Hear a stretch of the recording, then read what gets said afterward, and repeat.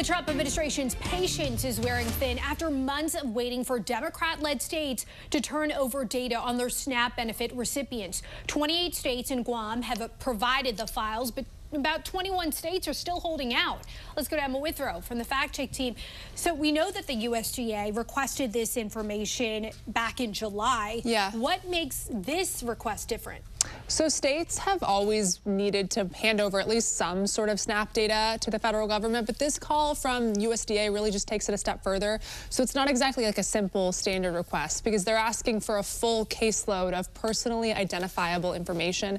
So what does that mean? That means like names, social security numbers, birthdays, addresses, pretty much for everybody who gets SNAP benefits. So this is kind of the first thorough request that we've seen of this kind. And I understand we're told that the purpose of these requests are to root out fraud and abuse of the system. Explain the legal pushback from the states that are not handing over this data. Yeah, so there's a few reasons on why the states don't think they should be handing this over. So number one being privacy concerns. They're worried about transmitting huge volumes of sensitive information, which could, increase in the risk of an event of a breach. They also think the data could be used for other purposes like immigration enforcement when we've seen these, mass deportations.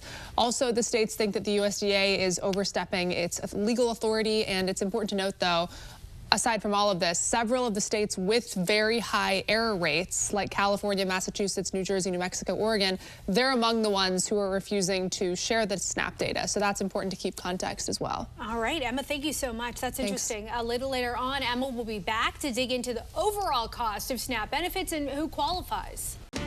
21 states are still refusing to turn over data on SNAP benefit recipients despite the Trump administration's threats of funding cuts. Let's go to Emma Withrow from the Fact Check team. And as we know, SNAP is one of the largest safety net programs in the country. Yeah. It begs the question, how much is this costing taxpayers? Quite a bit of money. So the federal government spent about $99.8 billion on SNAP last year, meaning 2024. It's obviously a massive program that serves about 41.7 million people a month.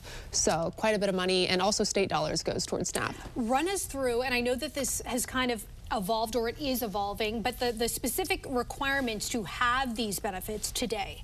Yeah, so the rules are set at the federal level. It's not set by the states. And according to USDA, households generally need to earn less than 130% of the federal poverty line gross income. So for like a family of three, that's about $2,800 a month. Only U.S. citizens and certain immigrants, like people who are seeking asylum or refugees, can qualify for it. So undocumented immigrants can't receive SNAP. And then most able-bodied adults without dependents need to work about 80 hours a month, to participate in this program, to stay eligible and to be able to participate. They can't just not be working and still receive the benefits. Well, speaking of work, we know some new requirements went into effect earlier this month with regard to work requirements. So we will be watching this closely. Emma, thank you. Thanks. And for more on this Fact Check team topic, including links to Emma's sources, scan the QR code or visit thenationaldesk.com.